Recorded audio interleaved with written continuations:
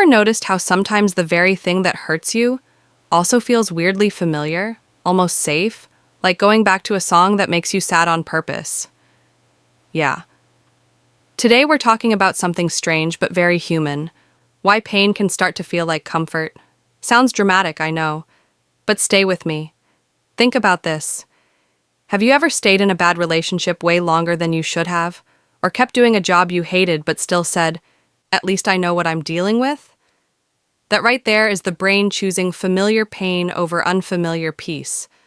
Our brains are not just built to feel good, they're built to feel safe. And here's the twist. Safe doesn't always mean happy. Safe just means predictable. If you grew up in chaos, criticism, or emotional distance, your nervous system learned, "Oh, this is normal." So later in life, when someone treats you poorly, your brain goes, "Ah, yes, I know this dance." But when someone treats you with real kindness and calm, your brain panics like, "Wait, what is this? Is this a trap?" It's like wearing tight shoes for years. They hurt, but they're broken in. Then someone hands you soft, comfy shoes, and you go, "These feel weird. I don't trust them." Pain becomes familiar. Familiar becomes comfortable. Comfortable feels safe, and safe is what the brain chases. Another reason? Pain gives us identity. You know how some people always say, "Nothing ever works out for me," or "I'm just bad at relationships." After a while, pain becomes part of their story, and humans love a story, even if it's a tragic one. Letting go of pain sometimes feels like letting go of who we are, and that's scary. It's like being the clumsy one in your friend group.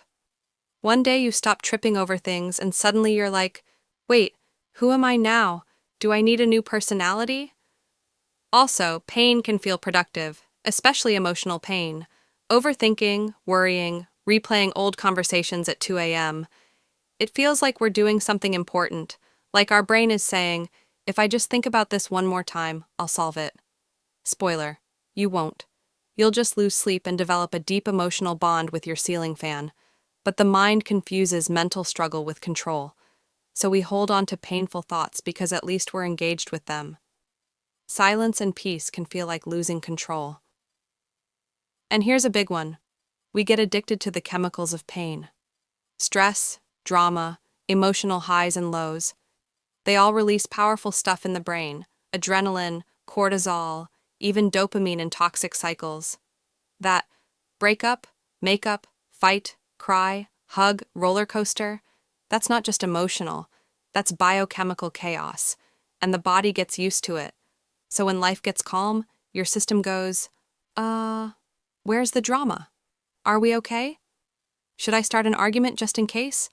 Ever picked a fight when things were going too smoothly? Congratulations. Your nervous system was bored and said, "Let's spice things up with emotional damage." But here's the hopeful part. Just because pain feels comfortable doesn't mean it's home. It just means it's familiar territory, and humans can learn new territory. At first, peace feels boring. Healthy love feels suspicious. Stability feels unnatural. But that's just your brain updating old software. You're not broken, you're adjusting. Comfort doesn't always come wrapped in warmth. Sometimes it comes wrapped in habits, memories, and survival patterns you learned a long time ago. The goal isn't to shame yourself for finding comfort in pain. The goal is to gently ask, is this actually good for me? Or just familiar? Because there's a difference between a place you survived in and a place you're meant to live in.